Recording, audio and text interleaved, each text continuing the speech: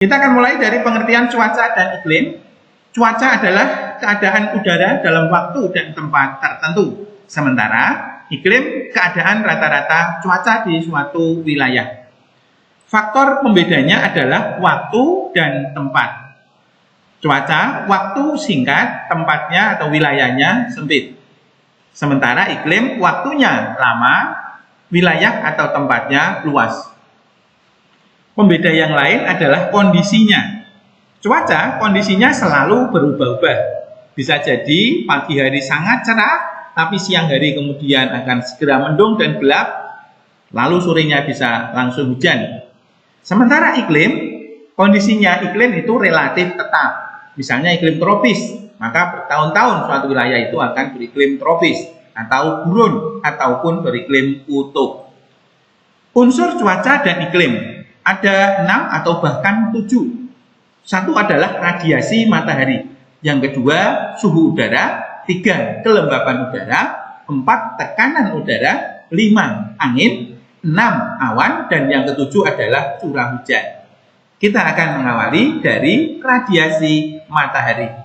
Adalah energi yang dipancarkan oleh matahari dan menjalar melalui atmosfer, melintasi ruang angkasa ya, atmosfer, lalu sampai ke permukaan bumi. Dan banyak sedikitnya cahaya atau sinar matahari sampai ke permukaan bumi ini dipengaruhi oleh 5 faktor. Satu, sudut datang sinar. Nih ya, pada siang hari akan sangat panas. Kenapa?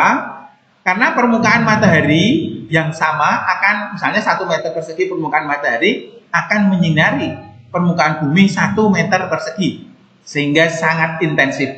Sementara di pagi atau sore hari, 1 meter permukaan matahari menyinari permukaan bumi dari arah samping tentu menyebar, sehingga tenaga radiasi 1 meter disinarkan pada wilayah yang sangat luas. Karena itu di pagi atau sore hari cahaya matahari tampak tidak terlalu panas. 2, letak lintang suatu wilayah, dan 3, lamanya penyinaran matahari. Ini saling terkait. Pada lintang rendah atau daerah khatulistiwa tentu akan mengalami lama penyinaran matahari maksimal, yaitu sekitar 12 jam. Kemudian pada lintang sedang lebih berkurang, bisa 10 atau 8 jam, dan terus berkurang pada daerah kutub. 4, relief permukaan bumi. Pada topografi datar lebih intensif atau maksimal dibanding topografi yang berbukit atau bergunung. Dan yang kelima, banyak sedikitnya awan.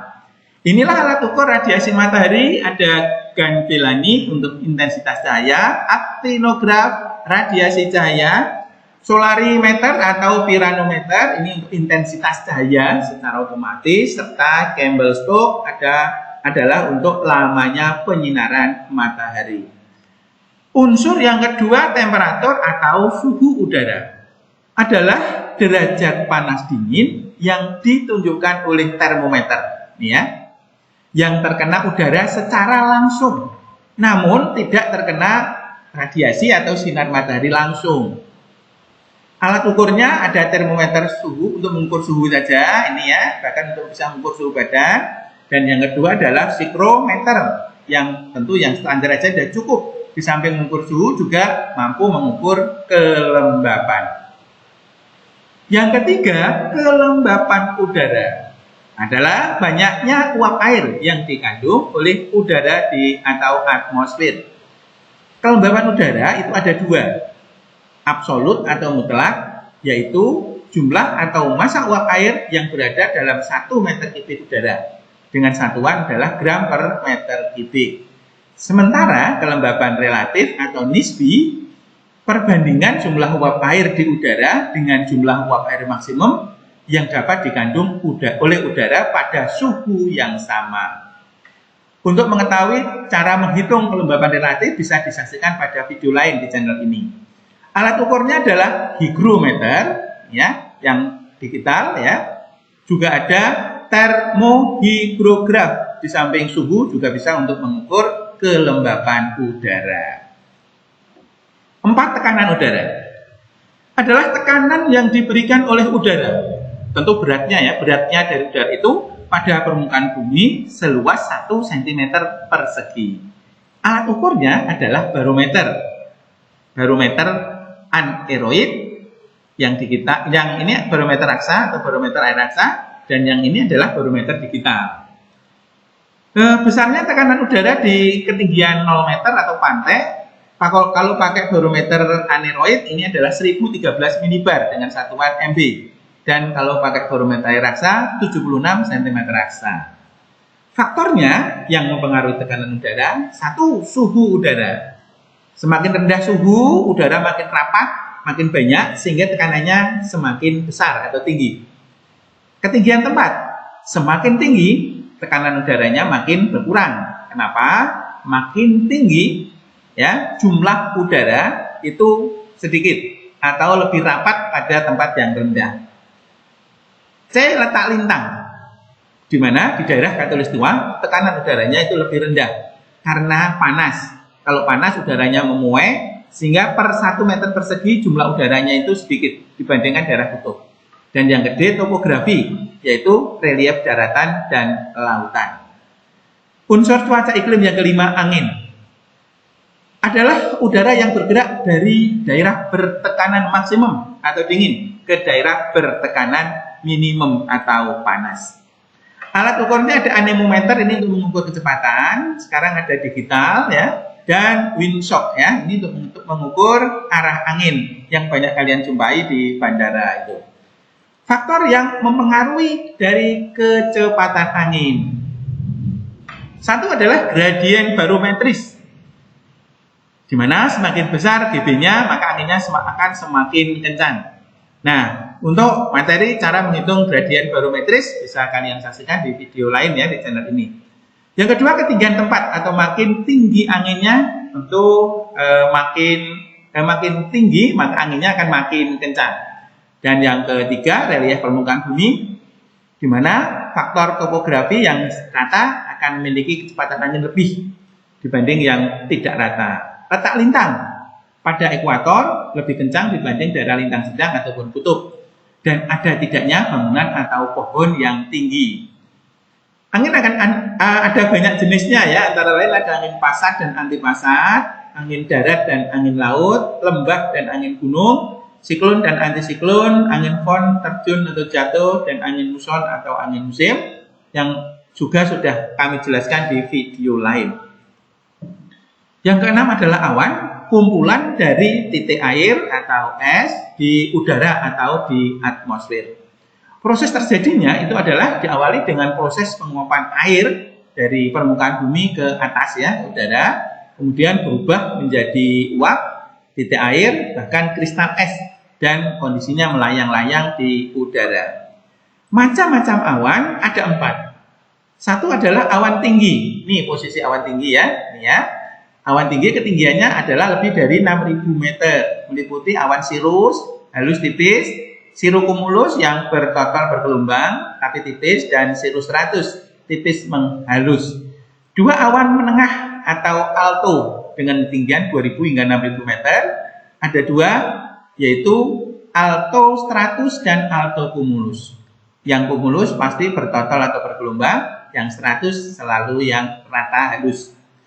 3 adalah awan rendah, kurang dari 2000 meter ketinggiannya, meliputi awan stratus, stratocumulus, dan nimbus stratus yang rata dan menimbulkan hujan. Yang keempat adalah awan naik vertikal, awan cumulus dan awan cumulonimbus. Ini tidak menimbulkan hujan, warnanya putih ya, bergelombang naik ke atas. Tapi yang cumulonimbus ini adalah menimbulkan hujan deras, bahkan sertai badai atau petir. 7 yang terakhir adalah hujan. Hujan atau presipitasi adalah proses turunnya titik-titik air dari atmosfer ke bumi. Hujan terjadi karena awan atau titik-titik air tadi itu telah jenuh atau penuh air sehingga turun sebagai hujan. Alat ukurnya ada 2. Pengukur hujan secara manual itu adalah barometer yang sudah lama dan kita pakai dan banyak berada di BMKG, kantor-kantor BMKG di seluruh Indonesia. Dan yang kedua yang sudah otomatis ya, antara lain adalah kita beri nama RG ya, atau Automatic Rain Gauge, baik tipe Hillman maupun tipe Titting Bucket. Dan jenis-jenis hujan menurut terjadinya dibagi 4. 1. Hujan konveksi atau semit, yaitu hujan yang terjadi karena udara naik tropis. Ini prosesnya ya. Di daerah tropis 0 meter tentu panas. Angin akan mendatangi tempat yang panas. 2 angin dari subtropis yang ketemu ini tentu akan naik ke atas. Tidak mungkin bersimpangan kan, naik ke atas. Kemudian menimbulkan awan dan terjadilah hujan. Seperti ini ya. Dari subtropis menuju ke tropis, naik karena panas ya, naik ke atas. Sehingga kemudian menjadi awan, turun hujan. Hujan zenit. 2. Hujan orografis. Terjadi karena udara naik gunung. Kalau udara naik gunung berpotensi cepat terbentuk awan dan hujan. Yang ketiga adalah hujan frontal atau hujan siklon lintang sedang. Terjadi karena pertemuan 2 massa udara. Udara dingin yang warnanya biru dengan udara panas yang warnanya kuning. Yang panas akan naik. Kalau naik terbentuk kondensasi dan terjadi hujan. Biasanya deras tapi sebentar. Yang terakhir, siklon tropis, hujan yang terjadi karena tekanan udara rendah di tengah. Biasanya di lautan yang panas sehingga menimbulkan siklon dengan hujan yang sangat lebat.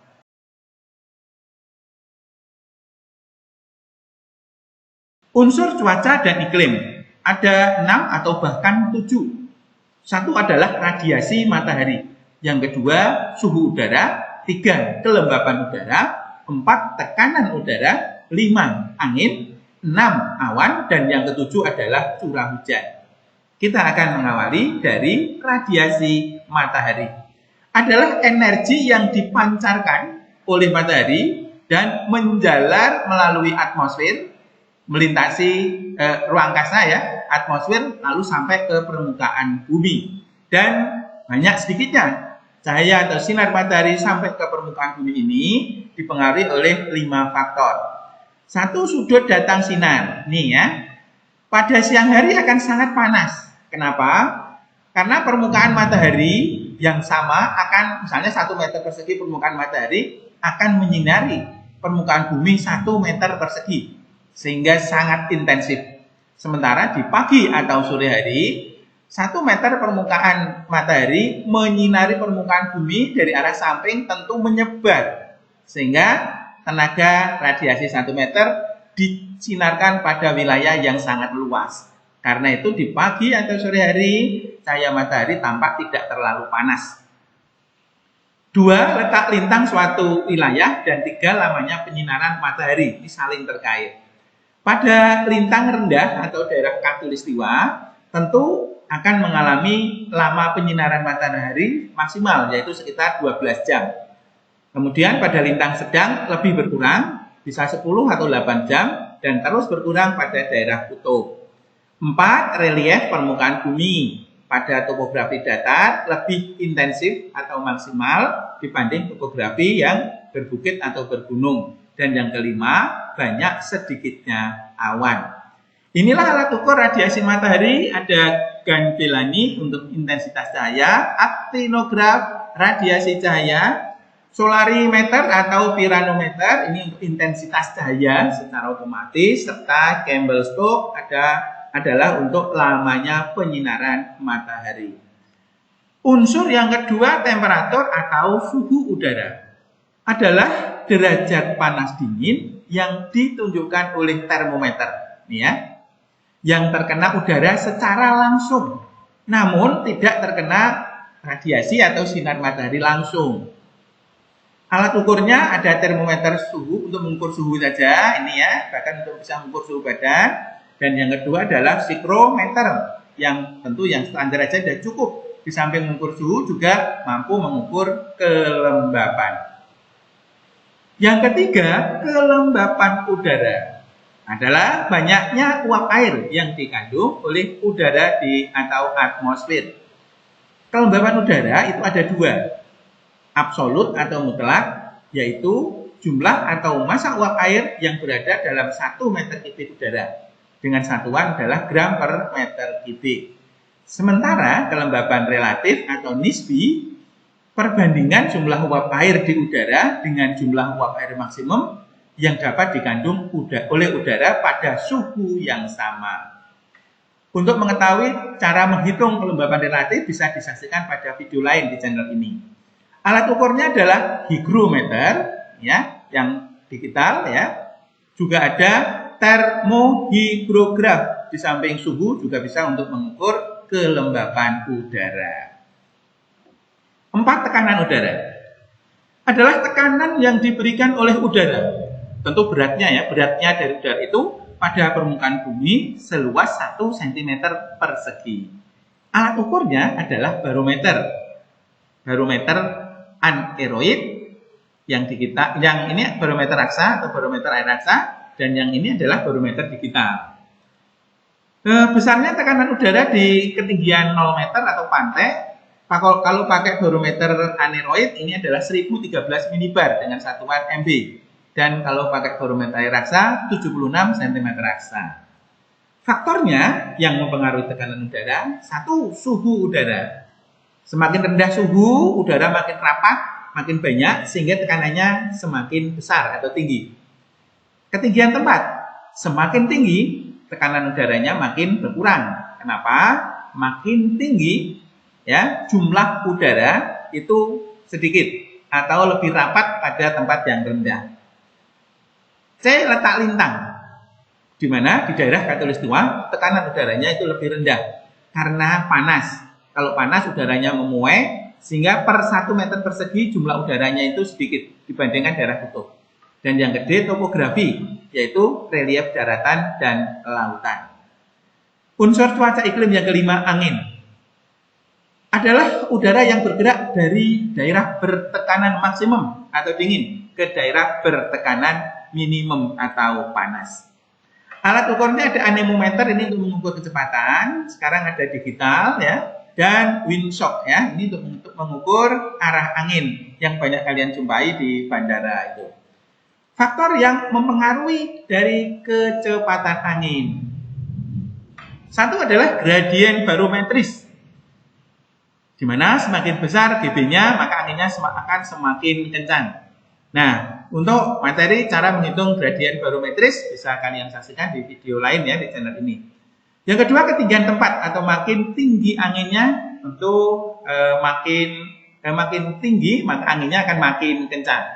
Dan yang ketiga, relief permukaan bumi, di mana faktor topografi yang rata akan memiliki kecepatan angin lebih dibanding yang tidak rata.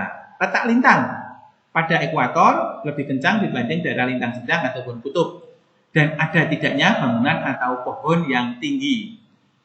Angin akan ada banyak jenisnya ya, antara lain ada angin pasat dan anti pasat, angin darat dan angin laut, lembah dan angin gunung, siklon dan antisiklon, angin fon, terjun atau jatuh, dan angin muson atau angin musim, yang juga sudah kami jelaskan di video lain.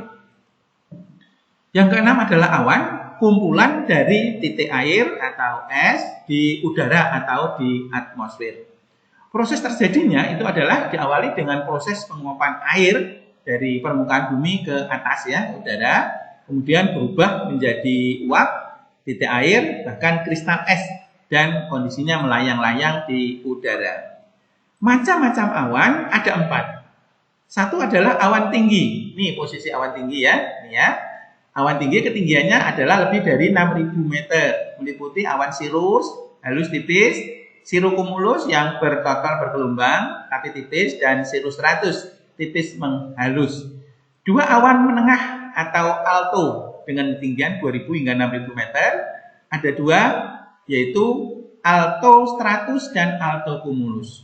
Yang cumulus pasti bertotal atau bergelombang, yang stratus selalu yang rata halus. 3 adalah awan rendah, kurang dari 2.000 meter ketinggiannya, meliputi awan stratus, stratocumulus, dan nimbus stratus yang rata dan menimbulkan hujan. Yang keempat adalah awan naik vertikal, awan cumulus dan awan cumulonimbus. Ini tidak menimbulkan hujan, warnanya putih ya, bergelombang naik ke atas. Tapi yang cumulonimbus ini adalah menimbulkan hujan deras, bahkan sertai badai atau petir. 7 yang terakhir adalah hujan.